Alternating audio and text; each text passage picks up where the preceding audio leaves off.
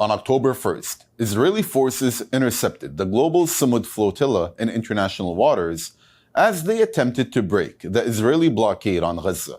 Over 450 activists were abducted, including Swedish activist Greta Thunberg. Activists were forcibly removed from their vessels and detained under harsh conditions. Reports from detainees allege mistreatment, including physical abuse and deprivation of basic needs. However, Greta kept the focus on the unfolding genocide in Gaza in her statement after her release. And I could talk for a very, very long time about our mistreatment and abuses in our imprisonment, trust me, but that is not the story.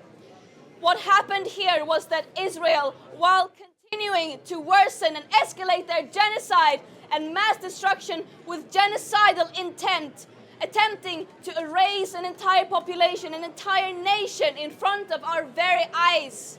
Following international pressure, Thunberg and 170 other activists were deported to Greece, where they were met by a cheering crowd.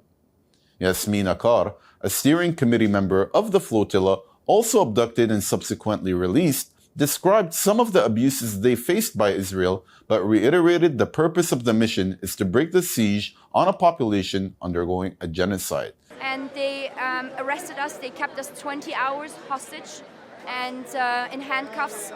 And then they brought us against our will to Israel and then imprisoned us. When we arrived, the treatment, we were treated like animals, we were treated like terrorists.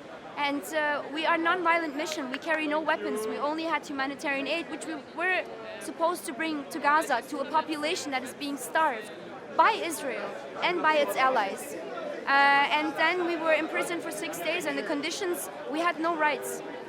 The conditions were really, really bad, and we were tortured.